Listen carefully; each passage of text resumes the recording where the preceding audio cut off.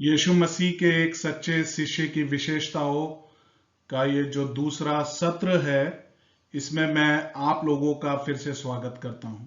मैं उम्मीद करता हूं कि आपने जो पिछला जो अध्ययन था, इसका जो पहला भाग था, उस पर आपने जरूर अध्ययन किया होगा और उस पर विचार किया होगा कि यीशु मसीह के एक सच्चे शिष्य होने की विशेषताएं क्या है और उसके अनुसार अपने जीवन का मूल्यांकन भी किया होगा। तो आज हम ये जो विषय है, इसी विषय का जो दूसरा भाग है, हम उस पर अध्ययन करने जा रहे हैं। तो पहले सत्र में हमने देखा था कि हम मसीह यीशु में कौन है। हमने ये देखा कि हम परमेश्वर की प्रिय संतान हैं। हम मसीह में एक नए प्राणी या एक नई सृष्टि है। और तीसरी बात कि मेरे सब पाप क्षमा कर दिए गए हैं। चौथी बात, मैं धर्मी घोषित किया गया हूं। पांचवी बात, मैं मृत्यु दंड से मुक्त हूं। ये सारे विषयों पर हमने अध्ययन किया था। और पिछले सत्र में मैंने आपको ये भी बताया था कि यदि आपको ये अध्ययन गाइड प्राप्त करनी है तो आप वेबसाइट में जाकर biblesword.net लिखिए और उसके बाद पीडीएफ और माइक्रोसॉफ्ट में उसको आप डाउनलोड कर सकते हैं। जब वो वेबसाइट खुलेगी तो वहां पे आपको टॉपिकल यानी सामयिक अध्ययन का जो पहला भाग है उसको आप प्राप्त कर सकते हैं। तो आगे बढ़ते हैं। आज के अध्ययन में जो मसीह यीशु के शिष्य होने के बारे में, सच्चा शिष्य होने के बारे में हमें बता रहा है। तो छठा बिंदु आज जो हम सीखने जा रहे हैं वो ये है कि मैं मसीह के साथ जुड़ा हुआ हूं। तो उसमें जो हमें पद दिया गया है, बाइबल का जो पद है, वो यूहन्ना 15 अध्याय 1 से 5 पद है। इस प्रकार से वो बता रहा है, सच्ची दाखलता मैं हूं और मेरा पिता किसान है। जो डाली मुझ में है और नहीं फलती उसे वो काट डालता है, और जो फलती है उसे वो छांटता है ताकि और फले। तीसरा पद, तुम तो उस वचन के कारण जो मैंने तुमसे कहा था शुद्ध हो। ये यीशु मसीह इस बात को कह रहे हैं अपने चेलों से। जब वो आखिरी भोज के लिए ऊपरी कक्ष पे थे, वो कह रहा है कि तुम तो इस वचन को जानते हो, तुम पहले से ही शुद्ध हो क्योंकि तुम मेरे अनुयायी रह चुके हो। फिर आगे वो कह रहा है कि तुम मुझ में बने रहो और मैं तुम में। जैसे डाली यदि दाखलता में बनी ना रहे तो अपने आप से नहीं फल सकती, वैसे ही तुम भी यदि मुझ में बने ना रहो तो नहीं फल सकते। पांचवा पद, मैं दाखलता हूं, तुम डालियां हो। जो मुझ में बना रहता और मैं उसमें, वो बहुत फल फलता है, क्योंकि मुझसे अलग होकर तुम कुछ भी नहीं कर सकते। जी हाँ, ये बातें परमेश्वर की, यीशु मसीह की है और ये बातें पूर्ण रीति से हमारे लिए सत्य है। हम जानते हैं कि सच्ची दाखलता परमेश्वर है और वो कह रहा है कि मेरा जो पिता है वो किसान है। यीशु मसीह कह रहा है और कह रहा है कि जो डाली मुझ में है और नहीं फलती उसे वो काट डालता है, और जो फलती है उसे वो छांटता है ताकि और फले। जैसे हम देखते हैं एक बगीचे में जो माली होता है, जिस भी डाली को देखता है कि वो फल रही है तो उसकी वो छटाई क्यों करता है? इसीलिए छटाई करता है ताकि वो और फल सके, है ना। और इसीलिए वो आगे कह रहा है कि तुम मुझ में बने रहो और मैं तुम में। और क्यों बता रहा है कि हमें उसमें बना रहना है? जब हम उसमें बने रहेंगे तभी हम फलवंत हो पाएंगे। तो एक बार फिर से मैं आप लोगों से यही प्रोत्साहन के साथ ये बात कहना चाहता हूं कि हम इस वीडियो को थोड़ी देर के लिए रोक कर अपने आप में ये विचार करें कि मैं मसीह के साथ जुड़ा हूं, इसके क्या क्या अर्थ हो सकते हैं मेरे लिए। तो पहला हम देखते हैं कि हम फल उत्पन्न करते हैं। कहने का मतलब, जैसे हमने 1 से 5 पद में देखा कि जब हम मसीह यीशु में बने रहेंगे, जब हमारा गहरा संबंध मसीह यीशु के साथ होगा, तभी हम अपने जीवन में फल उत्पन्न करेंगे। आगे अध्ययन में देखेंगे कि वो फल क्या है जिसके विषय में यहां उत्पन्न करने की बात की जा रही है। वो हमें परमेश्वर के वचन में बताया गया कि वो अन्य प्रकार के फल क्या है। फिर दूसरा बिंदु हम देख रहे हैं उसमें जुड़े रहने का, हमारे लिए क्या लाभ है कि हम अधिक फल पैदा करने के लिए हमारी छंटनी की जाएगी। आत्मिक रीति से और हमें फलवंत होने के लिए परमेश्वर हमारी छंटनी करता है। कहने का मतलब कि जहां हमें सुधार की आवश्यकता है, जहां हमें सीखने की आवश्यकता है, वो हमें अनुशासित भी करता है। इसीलिए करता है ताकि हम सही रास्ते पर चल सके और फिर हम उसके लिए अपने जीवन से फल उत्पन्न कर सके। जैसे वो बता रहा है तीसरे बिंदु में, हम पहले से ही साफ है, हमें धर्मी ठहराया गया। जी हाँ, ये बात सत्य है कि जब मसीह यीशु ने हमारे पापों का दंड अपने ऊपर ले लिया, हमारे पापों को जब उसने शुद्ध कर दिया है, तो उसने हमें आत्मिक रीति से शुद्ध बना दिया है और धर्मी ठहराया। कहने का मतलब कि उसने परमेश्वर पिता के सामने हमें दोष रहित कर दिया है। हमारे अंदर अब पापों के लिए कोई दोष नहीं रहा। आगे हम देख रहे हैं कि हम अधिक फलदायी बने रहेंगे क्योंकि हम मसीह में अधिक बने रहेंगे। जी हाँ, जितना गहरा हमारा परमेश्वर पिता के साथ संबंध होगा, उतना ही हम फलवंत होंगे। जितना हम परमेश्वर के समय में परमेश्वर के वचन में समय व्यतीत करेंगे और जितना हम प्रार्थना के माध्यम में उससे जुड़े रहेंगे, हम उतने ही फलदायी, उतने ही फलवंत मसीह यीशु के लिए बने रहेंगे। जैसा कि पद 2 कहता है कि यदि कोई शाखा फल नहीं देती है तो उसे काट दिया जाता है, और पद 6 के अनुसार वो जला दिया जाता है। जी हाँ, ये बात बहुत गंभीर है। यदि हमारे जीवन में कोई फल नहीं है तो इसका निष्कर्ष यही निकलता है कि हमारे जीवन में परमेश्वर का कोई कार्य नहीं हुआ है। और जब हमारे जीवन में वो उद्धार नहीं हुआ है तो हम मसीही नहीं है और मसीह यीशु के लिए हम फलवंत भी नहीं हो सकते। तो ये बहुत गंभीर बात है कि हमें अपने जीवन का मूल्यांकन इन बातों के अनुसार करना है। फिर यूहन्ना 15 के 6 से 11 पद में भी और अनेक बातें हमारे लिए बताई गई है। वहां पे किस प्रकार से यीशु मसीह कह रहा है कि यदि कोई मुझ में बना ना रहे तो वो डाली की नाई फेंक दिया जाता है और सूख जाता है, और लोग उन्हें बटोर कर आग में झोंक देते हैं और वे जल जाती है। और यदि तुम मुझ में बने रहो और मेरी बातें तुम में बनी रहे तो जो चाहो मांगो वो तुम्हारे लिए हो जाएगा।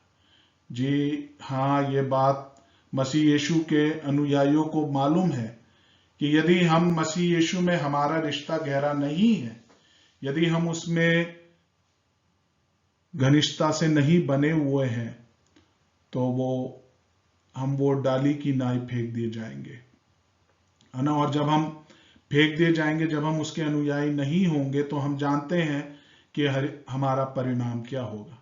और हम ये भी जानते हैं कि यदि हम मसीह यीशु में बने रहेंगे और मसीह यीशु की बातें हम में बनी रहेगी, तो जो चाहे मांगे वो हमारे लिए हो जाएगा।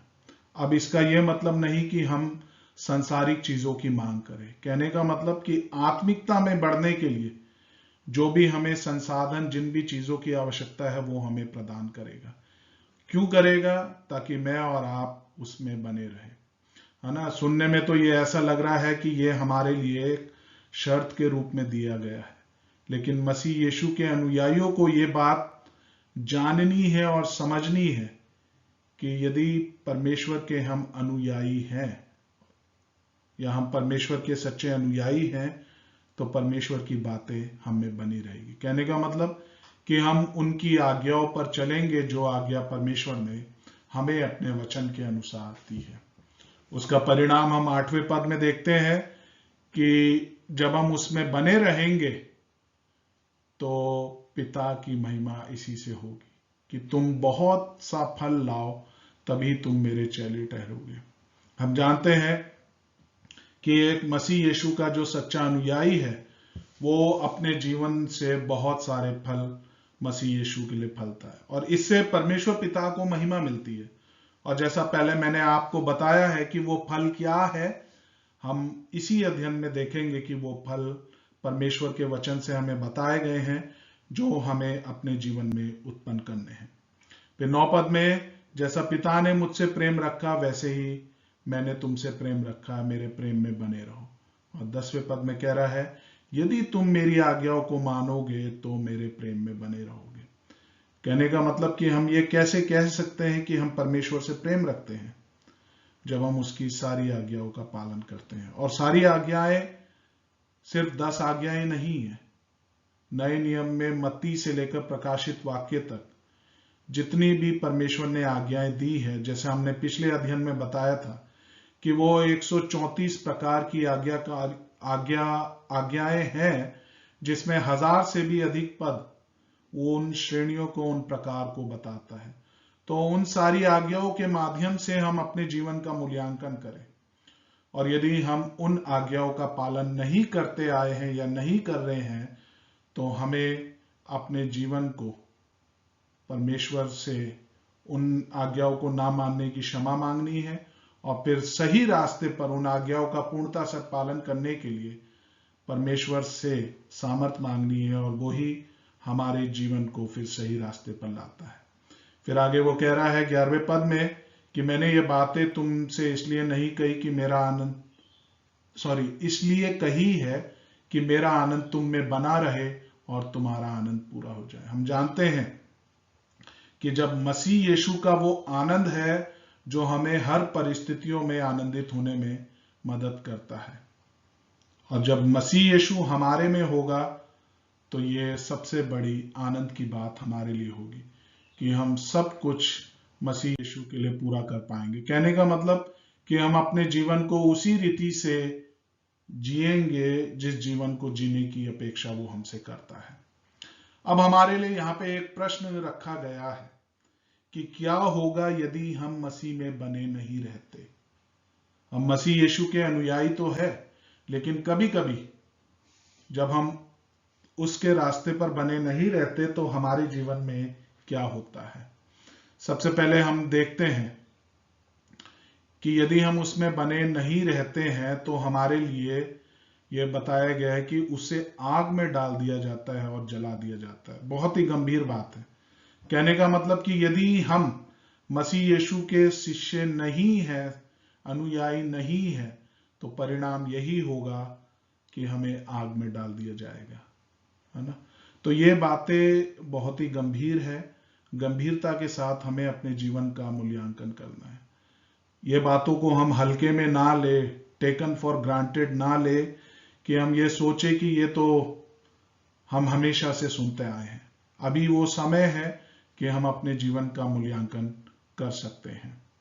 फिर हम देख रहे हैं कि यदि हम मसीह में बने नहीं रहते हैं तो हम परमेश्वर के लिए सार्थक रीति से कुछ भी पूरा नहीं कर सकते, यानी हम कुछ भी मसीह यीशु के लिए पूरा नहीं कर पाएंगे।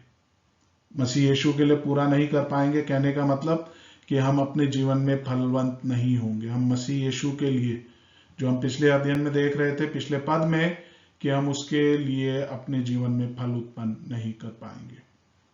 फिर आगे हम देख रहे हैं कि हम भावनात्मक रीति से अनेक चीजों से अपने जीवन में गुजर सकते हैं, लेकिन वो सारी चीजें परमेश्वर को महिमा नहीं देगा। जी हाँ, ये बातें बहुत गंभीर है। इन बातों के द्वारा अपने जीवन का मूल्यांकन करना हमारे लिए अति आवश्यक है। अब आगे एक और सवाल आता है कि मैं मसीह में कैसे बना रहूं, या कैसे मेरा उसके साथ जो रिश्ता है वो कैसे गहरा होता रहे।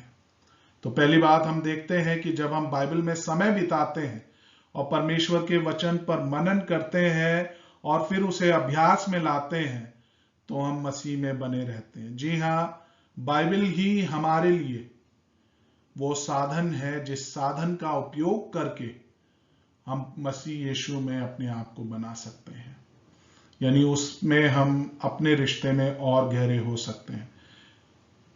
फिर आगे उसी अध्ययन में हम देख रहे हैं कि जब हम प्रार्थना करते हैं तो हम परमेश्वर पर अपनी निर्भरता दिखाते हैं, तो हम मसीह में बने रहते हैं। कहने का मतलब कि हम दूसरों के लिए भी प्रार्थना करते हैं और अपने लिए भी प्रार्थना करते हैं कि प्रभु, आपके बिना मैं कुछ नहीं कर सकता। परमेश्वर पिता, आपके बिना मैं कुछ नहीं कर सकता। जब आप मेरी सहायता करेंगे तब मैं उन चीजों को कर पाऊंगा। तो इस बात के द्वारा एक सच्चा अनुयायी परमेश्वर पर अपनी निर्भरता को दिखाता है। आगे देख रहे हैं, हम मसीह में बने रहते हैं जब हम अपने जीवन के लिए उसकी इच्छाओं को पूरा करते हैं और यीशु के सच्चे शिष्य बन जाते हैं। कहने का मतलब कि जब हम अपने जीवन से 100% रूप से समर्पित होते हैं, जैसे रोमियो 12 अध्याय के 1 पद में बताया गया है कि वो वहां पे इस बात को कह रहा है कि अपने आप को परमेश्वर के लिए जीवित और भावता हुआ बलिदान हमें करके चढ़ाना है। कहने का मतलब कि हमारे जीवन की जो प्राथमिकता है, हमारी जीवन की जो इच्छाएं हैं, वो मसीह यीशु के लिए होनी चाहिए। मसीह में बने रहने का और क्या फायदे हैं? हम ये देखते हैं कि हमारी प्रार्थनाओं का उत्तर मिलता है। क्यों मिलता है हमें उत्तर? क्योंकि हम अपनी इच्छाओं के अनुसार नहीं, वरन परमेश्वर की इच्छा के अनुसार मांगते हैं। कहने का मतलब यह है कि जब हम परमेश्वर की इच्छा के अनुसार मांगते हैं तो परमेश्वर पिता को महिमा मिलती है, क्योंकि हम उन्हीं कामों को करते हैं जो परमेश्वर ने हमें बताया है और हम अपने जीवन में फलवंत होते जाते हैं। तो आगे हम इस विषय को ही देख रहे हैं कि हमें जो फल पैदा करने चाहिए उसके कुछ उदाहरण क्या है। तो सबसे पहला उदाहरण, जैसे मैंने आपसे कहा था कि ये जो फल है ये क्या है, बाइबल में हमें उदाहरण दिए गए। पहला फल है जब हम दूसरों को मसीह यीशु के लिए जीतते हैं। जैसे रोमियो 1:13 में बताया गया है कि हे भाइयों, मैं नहीं चाहता हूं कि तुम इससे अनजान रहो कि मैंने बार बार तुम्हारे पास आना चाहा, और जैसे मुझे और अन्य जातियों में फल मिला वैसे ही तुम में भी मिले, और परंतु अब तक रुका रहा। हम जानते हैं कि जब पौलुस ने भी सबसे पहले जब सुसमाचार सुनाया तो उसने यहूदियों को सुनाया और फिर उसने वो सुसमाचार अन्य जातियों में सुनाया, और हम जानते हैं कि परमेश्वर ने उसका प्रतिफल उसे दिया था और उसने अन्य लोगों को मसीह यीशु में वो जीत कर लाया था। दूसरा फल वो पाया जाता है यूहन्ना 4 अध्याय के 35 से 38 पद में, कि हम उस कटनी का या उस फसल का एक हिस्सा है ना। जैसे उसी के 36वें पद में वो कह रहा है, और काटने वाला मजदूरी पाता है और अनंत जीवन के लिए फल बटोरता है। कहने का मतलब कि हम जानते हैं कि परमेश्वर का कार्य बहुत बड़ा है और उसमें हमें उस फसल को काटने के लिए, यानी उस सुसमाचार को लोगों तक पहुंचाने के लिए और लोगों की आवश्यकता है। तो जब हम अन्य लोगों को वो सुसमाचार सुनाते हैं और उसके द्वारा वे परमेश्वर के सुसमाचार को ग्रहण करके और आगे को वो सुसमाचार सुना रहे हैं, तो वैसे ही वो भी अनंत जीवन के लिए फल बटोर रहे हैं। कहने का मतलब कि वे सारे लोग जो मसीह यीशु में विश्वास करके आते हैं, वो मसीह यीशु के राज्य के लिए फल है। और क्या उदाहरण है जो फल को संबोधित करता है हमारे जीवन में? रोमियो 6 अध्याय के 22 पद से हमें बताया गया है कि जैसे जैसे हम पवित्रता और आज्ञाकारिता में बढ़ते हैं तो हम फलवंत होते हैं। जी हाँ, यह हमारे लिए बहुत जरूरी है एक सच्चे अनुयायी के लिए कि हम पवित्रता और आज्ञाकारिता में बढ़ते रहे, है ना। जैसे हमने फिलिपियो 1 अध्याय के 6 पद में देखा था कि जो भला कार्य मसीह यीशु ने हमें शुरू किया है, परमेश्वर पिता ने शुरू किया है, उसे मसीह यीशु के आने तक हमें पूरा करते जाए। तो कहने का मतलब यही है कि परमेश्वर ने जब हमें पवित्र कर दिया है, शुद्ध कर दिया है, तो उसी पवित्रता में, उसकी आज्ञाकारिता में हम अपने जीवन को जीते जाए। आगे रोमियो 15 के 26 से 28 पद में हम देखते हैं कि पौलुस ने जब मसीही विश्वासियों को अपने जीवन से दान देने के विषय में बात कही थी, तो वो दान भी जो उन्होंने दिया वो एक फल के रूप में स्वीकार किया गया। जैसे हम देखते हैं मकीदुनिया और अकाय के लोगों को यह अच्छा लगा कि यरूशलेम के पवित्र लोगों के कंगालों के लिए कुछ चंदा इकट्ठा करें, कि ये उन लोगों के लिए वो दान दे रहे हैं जिसको वो जानते नहीं है, परंतु ये जब उन्होंने दान दिया है तो वो भी परमेश्वर के लिए एक फल के रूप में देखा गया है। इसीलिए 28 में कहता है, सो मैं ये काम पूरा करके और उनको ये चंदा सौंप कर तुम्हारे पास होता हुआ इस्पानिया को जाऊंगा। तो पौलुस ने ये कार्य किया है कि उसने उन लोगों को, जिन लोगों ने परमेश्वर के लोगों के लिए दिया है, उनको उसने फल के रूप में बताया है। आगे हम देख रहे हैं कि गलातियों 5 अध्याय के 22 से 23 पद में वहां आत्मा के फल बताए गए हैं, और यह एक ऐसा मसीही चरित्र है जो परमेश्वर की महिमा करता है और मसीह के विषय में दूसरों के लिए ये बातें वास्तविकता बन जाती है। कहने का मतलब कि जब हमारे अंदर आत्मा का फल होगा, यानी प्रेम, आनंद, मेल, धीरज, कृपा, भलाई, विश्वास, नम्रता, संयम, ये सारी जब परमेश्वर की चरित्र विशेषताएं हमारे अंदर होगी, तभी हम अपने जीवन को एक फलवंत रीति से जी पाएंगे। कहने का मतलब कि ये सारी विशेषताएं जब हमारे जीवन से उमड़ कर दूसरों को दिखाई देगी तो परमेश्वर पिता को महिमा मिलेगी। कहने का मतलब कि वो भी जब इन वास्तविकताओं को हमारे जीवन में देखेगा दूसरा व्यक्ति, तो वो भी मसीह यीशु के पास आने के लिए कदम उठाएगा। और आखिरी में लिखा है कि ऐसे ऐसे कामों के विरोध में कोई भी व्यवस्था नहीं। कहने का मतलब कि ये वो चीजें हैं जो निरंतर हमारे जीवन से होती जानी चाहिए। ये सारी चीजें मसीह यीशु की चरित्र विशेषताएं हैं और वो उसने ये सारी विशेषताएं हमें दी है कि इसके अनुसार हम अपने जीवन को व्यतीत करें। फिर हम आगे बढ़ रहे हैं कुलुसियों की पत्री 1 अध्याय के 10 पद में, यहां तक कि हमारे जो अच्छे काम है, हमारी सेवा है, हमारे स्थायी जीवन से बढ़ती है। जैसा कुलुसियों 1:10 में बताया गया है, ताकि तुम्हारा चाल चलन प्रभु के योग्य हो और वो सब प्रकार से प्रसन्न हो और तुम में हर प्रकार के भले कामों का फल लगे और परमेश्वर की पहचान में बढ़ते जाओ। तो हर प्रकार के जो भले काम हैं, यानी हमारे जो अच्छे काम हैं जो हम दूसरों के लिए करते हैं, कहने का मतलब जब हम दूसरों की आवश्यकताओं की पूर्ति करते हैं, जब हम दूसरों को परमेश्वर का सुसमाचार सुनाते हैं, ये फलवंत जीवन से हमारे जीवन में दिखाई देती है।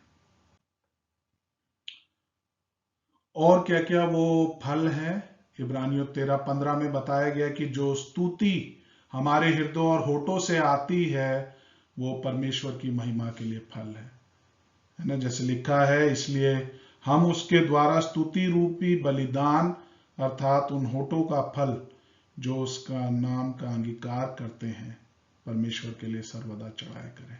तो हम परमेश्वर को हमेशा धन्यवाद देते रहे, परमेश्वर की महिमा निरंतर अपने जीवन से करते रहें। 7वां बिंदु है कि मैं पवित्र आत्मा का एक मंदिर हूं।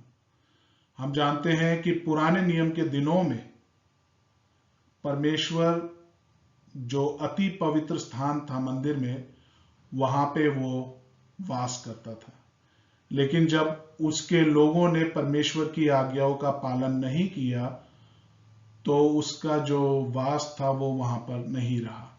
और नए नियम में अब हम देखते हैं 1 कुरिन्थियों 6:19 और 20 पद में कहता है, क्या तुम नहीं जानते कि तुम्हारी देह पवित्र आत्मा का मंदिर है जो तुम में बसा हुआ है और तुम्हें परमेश्वर की ओर से मिला है और तुम अपने नहीं हो क्योंकि दाम देकर मोल लिए गए हो, इसलिए अपनी देह के द्वारा परमेश्वर की महिमा करो।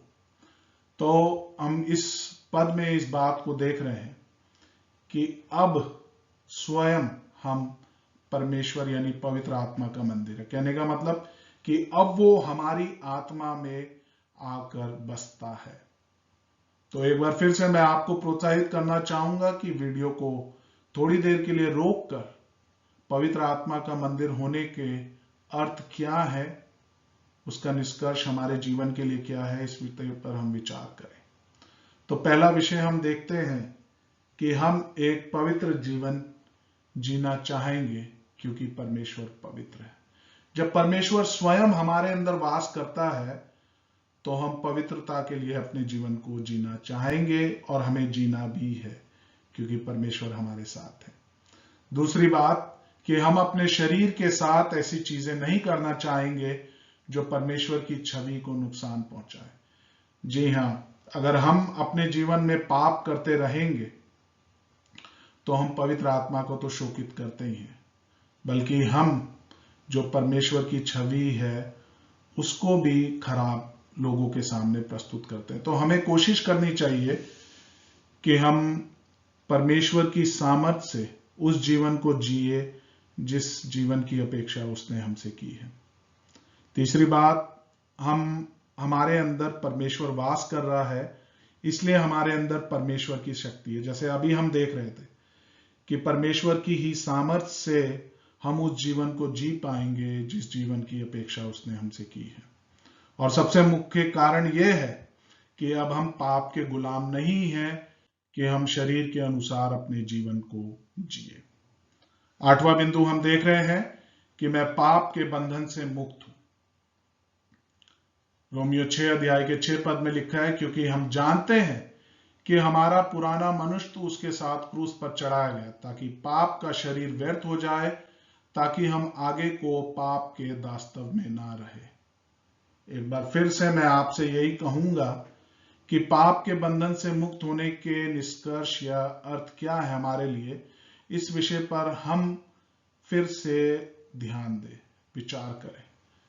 मसीह यीशु के जब हम शिष्य हो गए हैं तो हमें इस बात को याद रखना है कि अब हमें पाप करने की आवश्यकता नहीं है।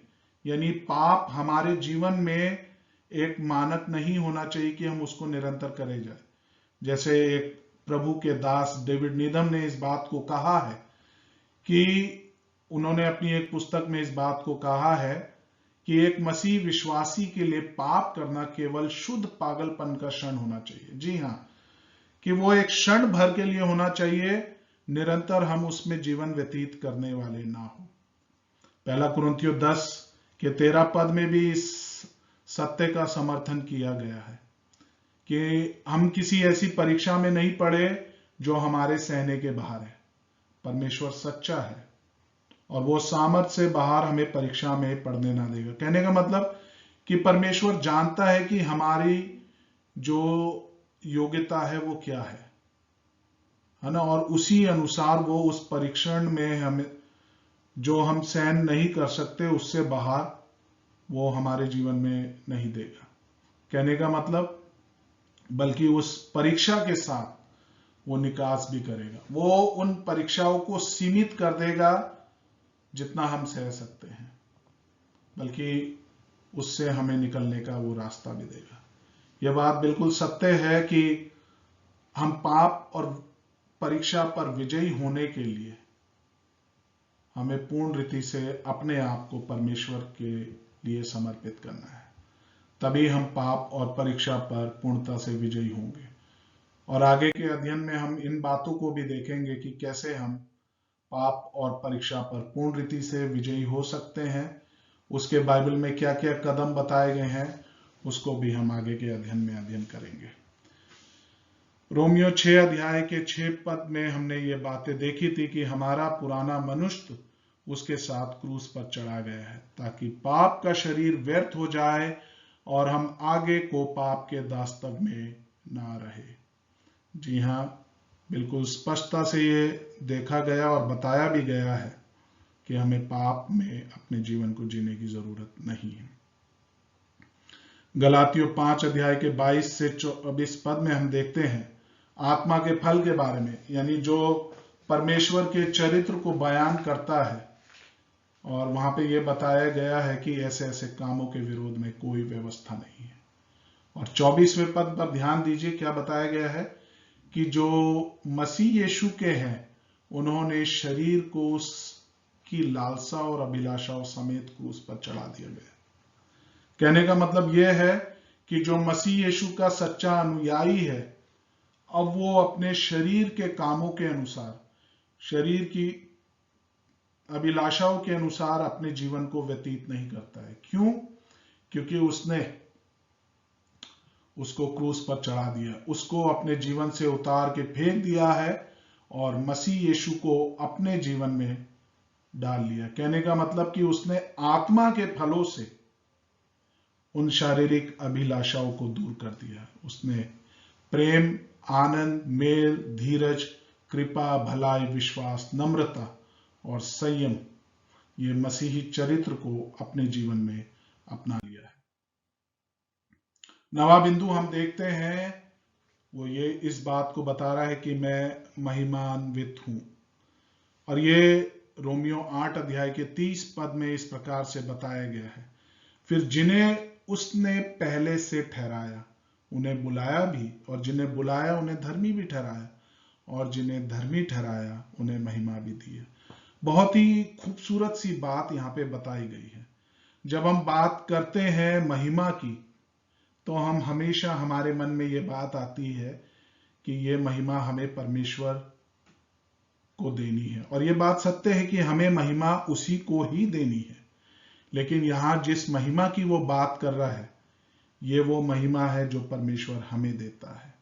इसीलिए वो कह रहा है कि जिसको उसने पहले से ठहराया है उन्हें बुलाया भी है, और जिन्हें बुलाया है उन्हें धर्मी भी ठहराया है, और धर्मी ठहरा के उसने महिमा भी दी है। तो इस महिमान्वित होने का क्या मतलब है? कहने का मतलब यह है कि उसने हमारी महिमा करी है, उसने हमारा सम्मान किया है, हमें गौरवशाली बनाया है ना। और दूसरी बात हम यहाँ पे ये देख रहे हैं कि महिमा पाना, ये कहने का एक और तरीका है कि हम परमेश्वर की संतान, उसके पुत्र के अनुरूप होंगे, और यही परमेश्वर का परम उद्देश्य भी है। कहने का मतलब कि वो चाहता है कि मैं और आप उसके समान होते जाए। जब हम स्वर्ग में जाएंगे तो हमारी जो परम महिमा है, जो भविष्य में हमें मिलेगी, वो तो हमें मिलेगी। लेकिन पौलुस बताता है कि पौलुस अपनी पत्रियों में इन बातों को लिखकर हमें बताता है कि ऐसा होना निश्चित है कि ये उतना ही अच्छा है जितना किया जाता है। कहने का मतलब कि परमेश्वर हमारी महिमा, जब हम इस संसार में हैं, अपनी महिमा वो हमारे जीवन में देता है, और हमें भी वो महिमान्वित करता है, हमें सम्मानित करता है, और हमें गौरवशाली बनाता है। आखिरी बात जो हम इस सच्चे चेले की विशेषताओं में सीखने जा रहे हैं, वो ये है कि मैं मसीह के साथ एक वारिस हूं, जैसे रोमियो 8 के 17 में बताया है। और यदि संतान है तो वारिस भी, वरन परमेश्वर के वारिस और मसीह के संगे वारिस है, जबकि हम उसके साथ दुख उठाए कि उसके साथ महिमा भी पाए। अब मसीह के साथ वारिस होने का क्या अर्थ है? यहाँ पे जैसे बताया गया है कि हम मसीह को दी गई जो महिमा है उसमें हम साझा होंगे। कहने का मतलब कि जो महिमा परमेश्वर पिता ने यीशु मसीह को दी है, वो महिमा परमेश्वर हमें भी देगा। और ये हमारे लिए बड़ी खुशी की बात है, क्योंकि हम अक्सर इस विषय पर सोचते हैं, इस दुनिया में रहकर, जैसे जो भी किसी संपत्ति या विरासत का उत्तराधिकारी होता है, उसको एक ही हिस्सा प्राप्त होता है, उसको पूरी राशि नहीं मिलती है, बल्कि एक निश्चित जो उसका भाग है वो उसको दिया जाता है। परंतु परमेश्वर में हमें मसीह यीशु के साथ सभी चीजों का वारिस बनाया गया है। कहने का मतलब कि जब परमेश्वर ने हमें अपनी संतान बनाकर अपने परिवार में जोड़ा है, तो वो सारे जो अधिकार है, जो उत्तराधिकार है, विशेष अधिकार है, उसने हमें प्रदान किए हैं। तो जो कुछ मसीह यीशु का है वो सब हमारा है। हम जानते हैं इस संसार में सारी चीजें मसीह यीशु की है, और वो ही सारी चीजें हमारी भी होंगी। तो ये हमारे लिए बड़ी एक खुशखबरी है और हमारे लिए एक बहुत बड़ी ये आनंद की बात है कि हम मसीह यीशु के साथ एक वारिस ठहराए गए हैं। और हमने इस अध्ययन के माध्यम से ये सीखा कि परमेश्वर ने ही ये सारी चीजें हमारे जीवन में मुमकिन की है। और क्यों की है? क्योंकि जो मसीह यीशु के सच्चे अनुयायी है उसने उन्हें ये सारी चीजें दी है। मैं आशा करता हूं कि इस वीडियो के माध्यम से आपने अनेक बातों पर ध्यान दिया होगा। और मैं आपसे ये भी प्रोत्साहन के साथ कहना चाहता हूं कि आप इन बातों के द्वारा अपने जीवन को आत्मिकता में और मजबूत बनाते जाए और दूसरों को भी ये शिक्षा प्रदान करते जाए कि ये चीजें परमेश्वर ने हमें दी है और इन्हीं चीजों के द्वारा हमें अपने जीवन को जीना भी चाहिए। तो मैं आशा करता हूं कि ये वीडियो आपके लिए सहायक साबित हुई है और भविष्य में हम और वीडियो के साथ आपके द्वारा भविष्य में हम आपको ये वीडियो के द्वारा और शिक्षाएं प्रदान करते रहेंगे। तब तक के लिए प्रभु में बढ़ते रहे और दूसरों को उसके वचन का सुसमाचार बताते रहे। जय मसीह की।